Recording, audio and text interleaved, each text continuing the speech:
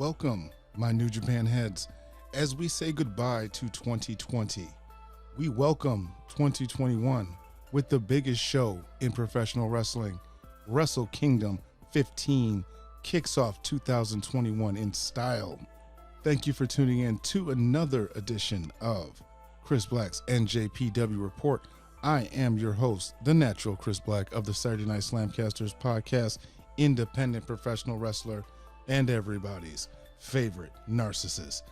Now, folks, I gotta tell you, I live in the United States, so in order for me to watch Wrestle Kingdom live, I had to get up at 1 o'clock in the morning on night one and at 2 o'clock in the morning on night two. So, needless to say, I sacrificed quite a bit of sleep in order to enjoy the best pro wrestling on the planet. On today's show, I'm going to go over everything that went down on Wrestle Kingdom on nights 1 and 2. If you enjoyed the show, you know exactly what I'm talking about. This show was absolutely amazing. Never disappoints, as always. So without further ado, let's get right into the action. We start the night out with the New Japan Rumble. It is a 22-man elimination style rumble with timed entrances. Eliminations can take place via pinfall, submission, or throwing your opponent over the top rope. In this battle royal, the final four will face off on night 2 for the provisional King of Pro Wrestling title. This is pretty much a mid-card battle royal, and there's nothing wrong with that, because all of the long-standing feuds and storytelling is what helped make this match that much more entertaining. You had things like Nagata facing off against Suzuki. You had the Chaos team fighting against the Bullet Club, the Young Lions working together. This match had it all. We start out with Chase Owens, who actually campaigned to be the number one person. I don't know what the strategy is with that, but as you'll find out, it did pay off in the end. The very first elimination saw Hinare taking out Nagata and Suzuki, who were busy trying to pummel each other on the apron. Nagata and Suzuki, they had a little bit of a feud going on earlier this year. I mean, the feud's been going on longer than that, but I believe it was the New Japan Cup where those two had a really good match. I think I covered that in my reviews of the New Japan Cup. You had faction members helping out each other. Like I said, the Chaos team was teaming up to fight off the Bullet Club. To my surprise, Rocky Romero came in and joined the fray, and he came out like a house of fire. Douki, now this is new to me. Douki actually got DQ'd for using his pipe during the Rumble. Now, if you are a WWE fan and you've only really have seen Rumble matches in American style, I've never seen a disqualification in a Rumble, but different rules apparently, because again, you can also get eliminated via pinfall and submission, as well as being thrown over the top rope.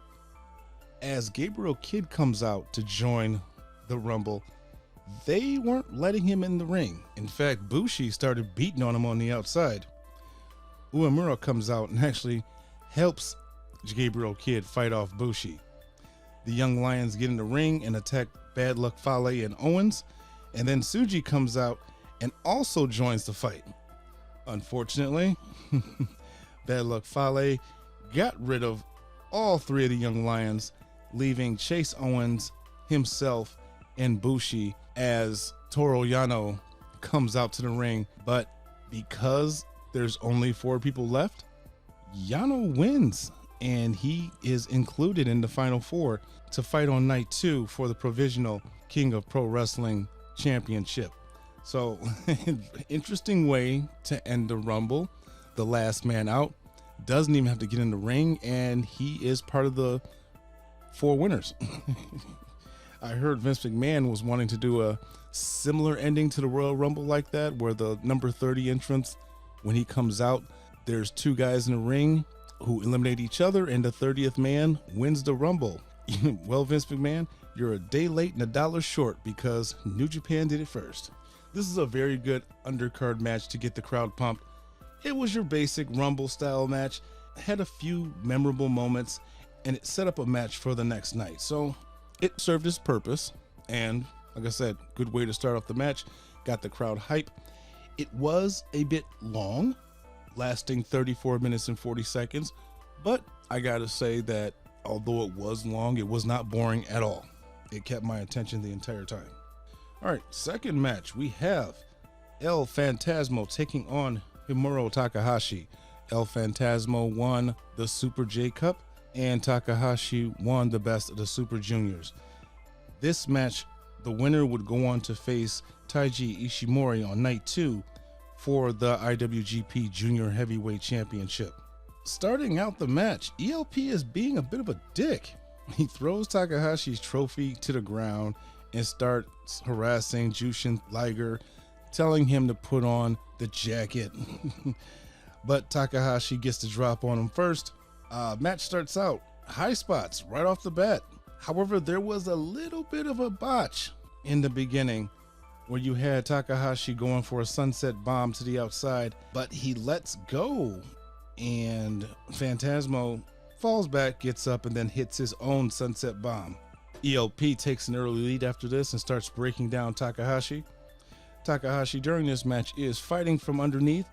ELP is really good at exploiting his opponent's weaknesses during the match, and he really worked over the body parts like his hand, Takahashi's back, etc. There was a ref bump, which was interesting because you have a ref bump so early in the night. I really was thinking they better not have too many more of those because you don't want to give everything away in the first match. Well, second match. But Takahashi does get the win. ELP went for a CR2. It was blocked. Takahashi hit a Hurricanrana and then trapped ELP's legs and got the pin. Match lasted 17 minutes, 46 seconds. I like the story of Takahashi fighting from underneath. ELP got a little too cocky and he got caught slipping. ELP, good heel. I enjoyed his matches during the Super J Cup because he did the exact same tactic. He exploited his opponent's injuries, whether he caused them or it was caused in an earlier match. In this case, he caused all the injury to Himoru Takahashi and was in control most of the match with his opponent fighting from underneath, which again is a great story. You got to have a dominant heel, a babyface fighting from underneath. Absolutely good match. Loved it. Can't wait to see Himoru Takahashi versus Taiji Ishimori. I'm pretty sure these two are going to tear the house down. In the third match, we have for the IWGP Heavyweight Tag Team Championships, the Dangerous Tekkers, Zack Sabre Jr. and Tai Chi taking on the Gorillas of Destiny with Jado in their corner. This was also a very long but a very good match. Daoki came out with Suzuki-gun because the Dangerous Tekkers were not going to go up against GOD again and have the disadvantage of having Jado in their corner and having nobody in theirs. The Dangerous Tekkers took the fight to the Gorillas of Destiny, unlike their Wrestle Tag League match where they were pretty much dominated by the Gorillas. There's a lot of bad blood between these two teams, and they each tried to pummel each other until oblivion. Again, the Dangerous Tekkers played the face role very well against the Gorillas of Destiny, and in the end, Tama steals Tai Chi's iron glove and nails him with it, and then GOD nails ape shit on Tai Chi for the pin. They steal the win and the titles. Match ended in 19 minutes and 18 seconds. I absolutely love this match. Both teams beat the absolute hell out of each other. It was very evenly matched, and I gotta say, the Dangerous Tekkers had a very good title run, but tonight they just came up just a little short, and GOD walked away with the tag team championships. All right, at the conclusion of this match, we surprisingly got a promo from one Mr. Jon Moxley. Seems to be taped at the LA Dojo.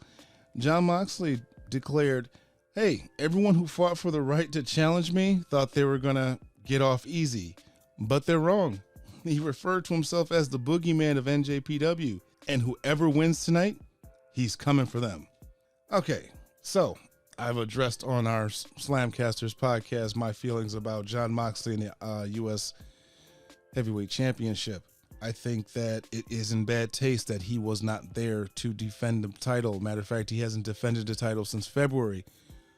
I understand there's a pandemic going on and there are certain restrictions, but I think it would have been in good taste for Jon Moxley to find his way to quarantine himself for those 2 weeks, go to Wrestle Kingdom, and quarantine himself for another 2 weeks. So to miss AEW television for a month, especially after losing the title to Kenny Omega, I think he could have used a little bit of time off. Again, in pro wrestling, the fans aren't going to miss you if you never leave.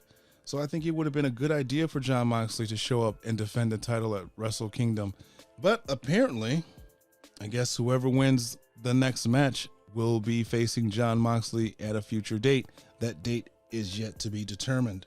So, getting on to that match, we have Kenta taking on Satoshi Kojima for the right to challenge for the U.S. Heavyweight Championship. Oh boy. So, this match, they kept it simple with some big spots and some big moves, and they did a lot of selling between the spots. This match was very predictable. I mean, obviously Kenta was going to win this match, so I'm thinking something surprising has to happen. Although since we already got the promo by Jon Moxley, it's not likely that he was just going to pop up or show up. I know a lot of people online were thinking that he would just wash over Kojima and then someone else would come out to challenge Kenta and they would actually have a much longer match. That's not what happened. In fact, Kojima looked very good during this match.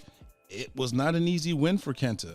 Kojima did get in his Mongolian chops, which looked way better than Great Okan's, and even got his signature machine gun chops in on Kenta. This match was full of heavy strikes, and it may have been a sleeper match. I mean, this match was awesome. At the end, we saw kind of a sloppy GTS by Kenta, but I'll give him a pass. I don't know why, but I guess I feel he needs it, especially after the match they had. Again, it really drew me in. I thought that Kenta would just squash Kojima, but no, they made it a very competitive match. I really enjoyed it, and by not having Kenta dominate and them go back and forth made it a very unexpected, enjoyable match. The heavy strikes is what kept me engaged. This match lasted 14 minutes and 12 seconds, so not extremely long, but much longer than I expected it to be. All right, up next, we get Hiroshi Tanahashi taking on the Great Okan. All right, so this is another good back and forth match. It picked up more during Tanahashi's comeback, as Tanahashi is a very good seller and just top-notch babyface, and he made Okan look really good in this match. However, if I'm going to give Okan one major criticism, he needs to work on his strikes. His strikes come off as kind of ginger, and I think if he's supposed to be as much of a badass as he is portrayed to be, he needs to hit a lot harder. I'm not saying he should be killing his opponents, but he does need to make it look a little more believable. I didn't expect them to start out with some technical wrestling, but it made sense storyline wise because Okan could not beat Tanahashi on the mat, so we decided to go with brute strength, and he begins to beat on Tanahashi on the outside and starts working on Tanahashi's legs, which everyone does. Okan has a very goofy moveset. He's got those silly Mongolian chops where he's screaming like a banshee, but he does have a good knee bar. While he was working over Tanahashi's legs, he did get him on a knee bar submission, which, Tanahashi looked like he might be able to tap, but he gets to the ropes. Tanahashi gets the win after delivering two high fly flows, one on his back, turns Okan over, and then hits the second. Again, very good match between these two, and although I expected Tanahashi to win, I didn't think that the Empire would be hurt because I expected Ospreay and Jeff Cobb to win their respective matches, so one match out of three wouldn't hurt the team as a whole. This match lasted 17 minutes 13 seconds. Speaking on the Empire, in the next match we have Will Ospreay taking on Kazuchika Okada. This match was fantastic. It was a very brutal match and it had lots of heavy strikes. I thought Ospreay should have won this match, to be totally honest with you. Absolutely love Okada. But if you're going to have a brand new faction and you're going to have Will Ospreay turning his back on his Chaos team, I think he deserved to win this match. But Match did not disappoint. We start out normal Okada match with the clean break, but that kind of pisses off Will Ospreay, so he fires off the first strike. So they both start throwing hands, and damn, Okada was pulling out all of the stops. He had some high spots diving over the top rope. He seemed very motivated in this match. Okada was in control for a lot of the match, which led me to believe that Will Ospreay was going to win. This was one hell of a grudge match. Like I said, during the G1 climax, you had Will Ospreay turning his back on Okada, leaving the Chaos team and starting a faction of his own. There was a nice table spot in this match where Will Ospreay suplexed Okada over the barricade through the timekeeper's table. Both men went down. We get a tombstone on the apron after Okada blocked the Nas cutter off the post. This happened around the 25-minute mark. And at this point, we have Okada applying the money clip. Now, he hasn't been using the Rainmaker as a finisher since like February of last year. So he was trying to finish this match with the money clip as he's been doing for the majority of the year. Not even the majority, all of the year. We get a Spanish fly off the top rope executed by Will Ospreay onto Okada, which looked like a beautiful move. If you watch Monday Night Raw, you saw Keith Lee almost kill himself doing that exact same move to Drew McIntyre. Not everyone can be Will Ospreay. Anyway, Ospreay tries for the Tombstone Rainmaker combo, but only gets a 2 count. Okada finally nails a Rainmaker for the win after escaping the Stormbreaker. This match lasted 35 minutes, 41 seconds, but it did not seem like it. This match went by fast as hell. I was shocked when I got to see the final match time. This was one hell of a grudge match, and it was done without gimmicks. Do you see that, people? All other wrestling promotions, you can have a really good grudge match and not have it be a gimmick match. This could have easily main evented the first night. Matter of fact, at this point, I was thinking if Kota Ibushi loses to Naito, this should have been the main event. Okada finally picks up a win with the Rainmaker for the first time since February. Absolutely wonderful match. If you missed this match, please, this is probably the match to watch from night one. Okay, let's talk about this main event. For the main event, we have the IWGP Heavyweight and Intercontinental Championship on the line. We have Tetsuya Naito taking on Kota Ibushi. So this is a good match, but it was one of my least favorites of the night. And maybe that was because it was a tough match to follow before this with Okada and Ospreay. Plus, the match started out slow. They did a little bit of mat work, and that kind of brought the crowd down. This match got a little sloppy on some spots, and because it started out slow, it really needed to pick up. Now, I'm going to have to put the blame of this match on my opinion of Tetsuya Naito. I'm not a big fan of his work. I'm not saying that he's a bad worker, because he's not. Then again, I'm the type of guy that I'm not a big fan of Sting either.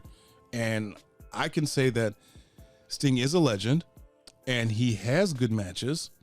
I'm just not into him. And I kind of feel the same way about Naito. His gimmick of being just so lackadaisical and just Joe Cool, I get it, but maybe that just didn't mesh well with Kota Ibushi, who is just an extremely good babyface. I don't like the fact that Naito's finisher, the Destinos, is often kicked out of multiple times in one match.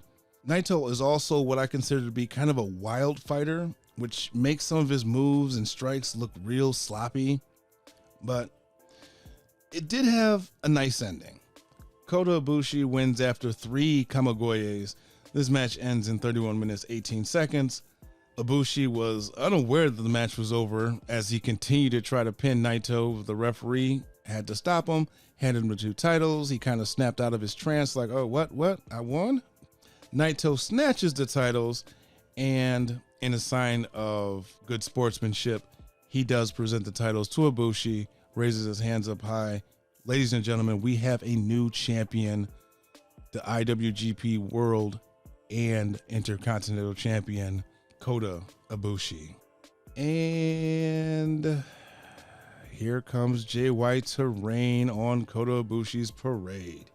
He comes out, congratulates the new champ, but says this is only going to be a one-day reign, and tomorrow night I will be God.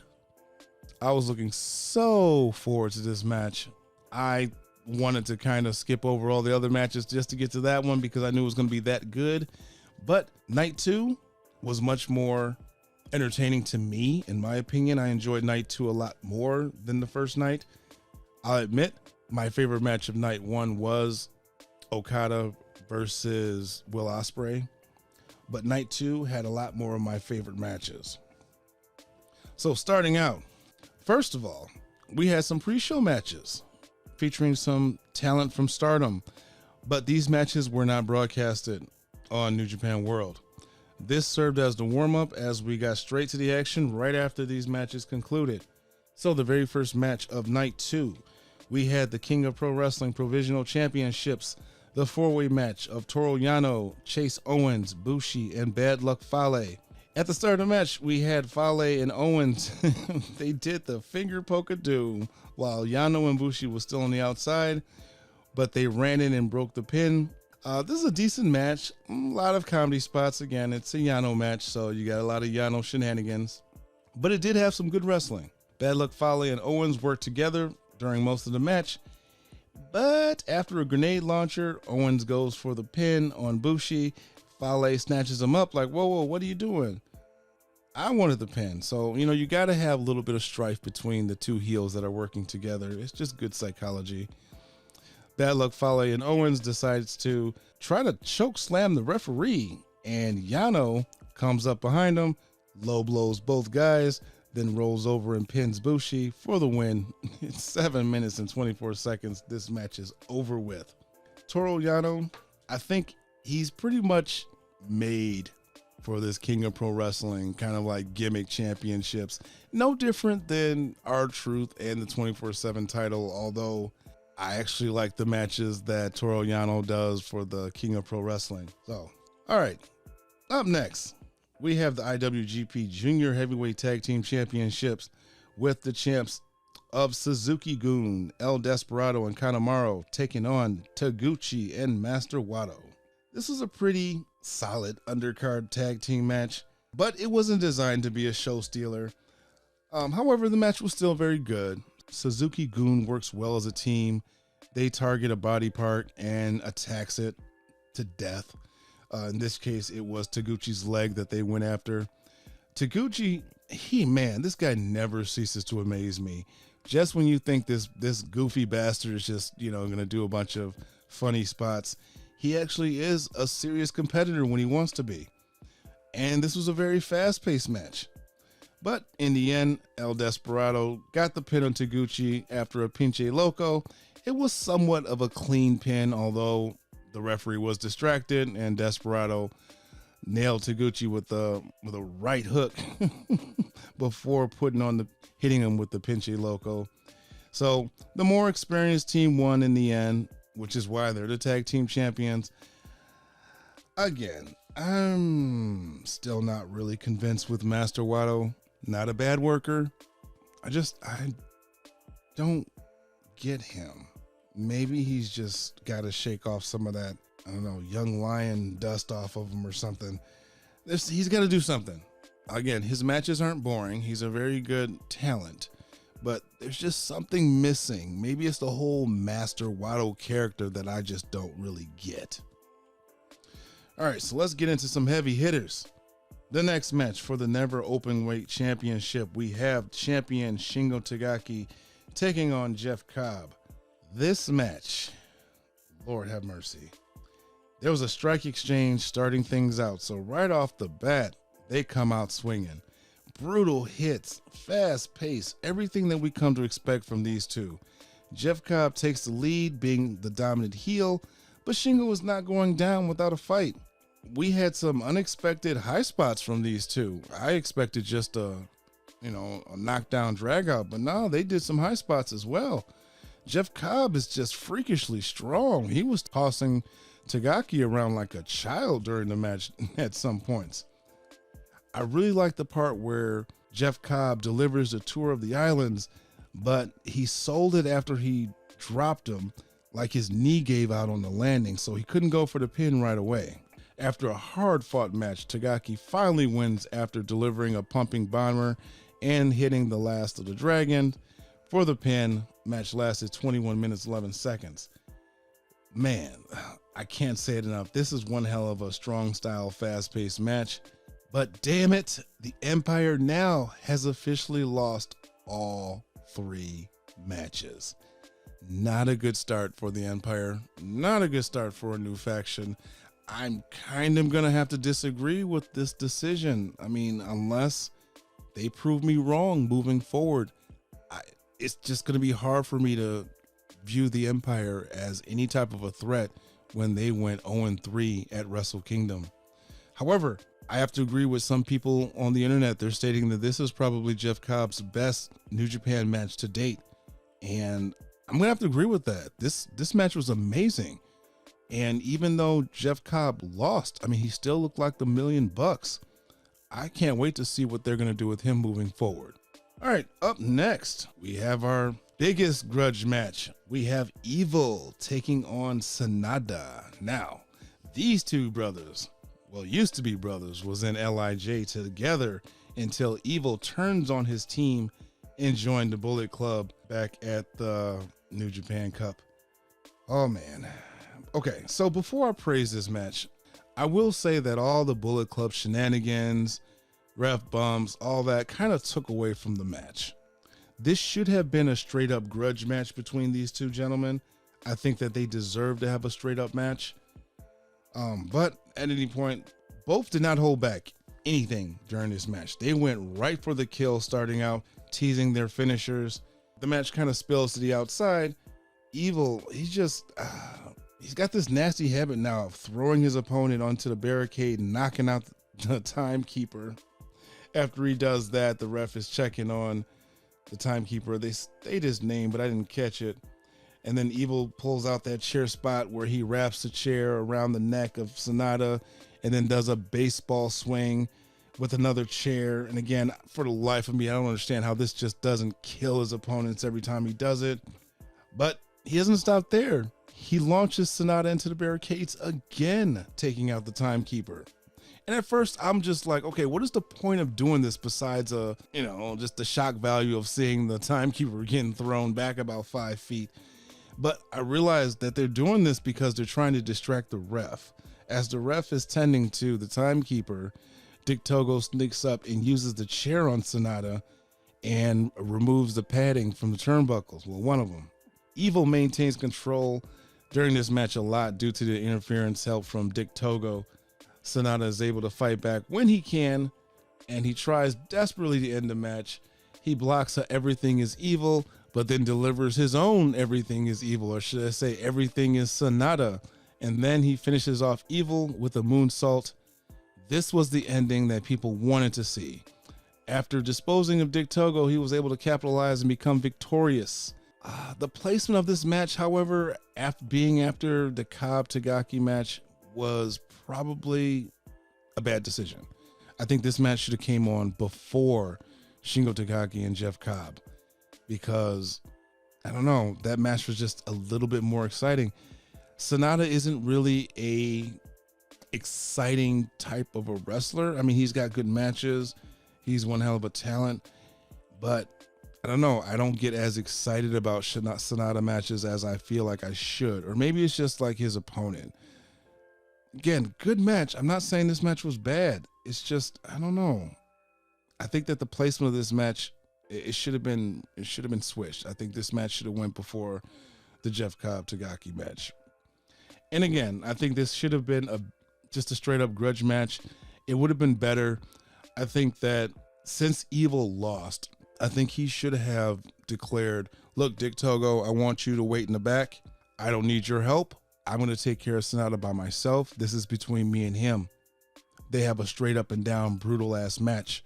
Dick Togo not involved at all. And then Evil could have lost. And then, he could have bitched and moaned and been like, I wasn't ready or whatever, knowing damn well he lost because he didn't have his lackey with him. But, I'm not the booker, so it is what it is. Next match we have for the IWGP Junior Heavyweight Championship. Himoru Takahashi challenging Taiji Ishimori for that title. Man, this match started out hot. These guys came out going 100 miles an hour, and they pretty much didn't stop the entire match. This match went from high spots to becoming just really, really aggressive. Ishimori just starts to target the arm of Takahashi. This is very evenly matched between these two for most of the match. Ishimori hits a very nasty 450 splash on Takahashi's arm, injuring it further. And it starts going just straight to a striking fest where we have these two guys just beating the absolute shit out of each other. Matter of fact, they even teased a match stoppage because Ishimori just kept laying it in on Takahashi, even though the ref was trying to get him to back off. We get a lot of back and forth fighting between these two before Takahashi finally gets the time bomb for the pin, and we have a brand new junior heavyweight champion. Match is over in 25 minutes, 31 seconds. This match was insanely good. The spots that these two pulled off will be talked about all year long, I guarantee it. This match really could have benefited of having more crowd interaction. They worked at an insane pace for 25 plus minutes to almost absolute silence, except for the claps. As we all know, the Japanese fans, they are following the rules. There is no verbal cheering or anything that can go on, but they are allowed to clap. So you get a lot of claps. You don't get the roar of the crowd, the cheering like we normally would. I think that just, without that element, this match could not reach the status that this match deserved. This match deserved to probably be, a 5-star match, but without that crowd interaction, it does kind of hurt it a little bit. But I enjoyed it. I thought it was great. I just think it could have benefited from a little bit of crowd and a little bit more crowd interaction. All right, now let's get to the main event for the IWGP World Intercontinental Championship. We have Kota Ibushi taking on Jay White. Now this match was on a whole nother level. These guys put on the match of their lives. We have the typical Jay White stalling at the beginning of the match, but then he pounces. Jay White is talking big shit in the early stages of this match. He is confident as hell that he is just going to put Ibushi away. Jay, in fact, is in control for most of the match in the early stages. In fact, for the first 20 minutes, it's basically all Jay White. Kota Ibushi has very little offense during the first 20 minutes of this match. Jay White starts picking apart Ibushi, attacking his back, his arms, his legs. The effects of the first 20-minute beating that he took really affected Ibushi. Jay White goes for the kill with the TTO, which is known as the Tanahashi tap out, but in this case, it was the ITO. The Ibushi tap out submission, which is a reverse looking figure 4, working on the legs of Kota Ibushi, but Kota Ibushi gets to the ropes. At this point, Jay White, being extremely cocky now, starts, giving little short kicks to the face. And then it happened. Ibushi goes into this trance-like state where he gives no fucks. I like to call this Dark Ibushi. #Dark Ibushi. He comes out and basically no-sells everything, and he just has this expressionless look on his face as he's just like, I want to kill you. And he just starts beating the shit out of Jay White to the point where Jay White lays down and he's just like, fuck it, just pin me, not wanting to challenge him anymore. But instead, Ibushi starts to strike Jay White, open hand slaps to the face. Red Shoes tries to stop him, but Kota Ibushi just shoves him over. But when he did that, Jay White gives him a low blow, and that kind of knocks him out of that trance. The match picks up at the 35-minute mark, each wanting to put away their opponent. We get a Phoenix Splash by Kota Ibushi. Jay White starts giving some Regal suplex. Gato tries to interfere in the match with a pair of brass knucks, but gets taken out by Ibushi with a Kamigoye, and he's done for the night. Kota Ibushi kicks out of the Blade Runner.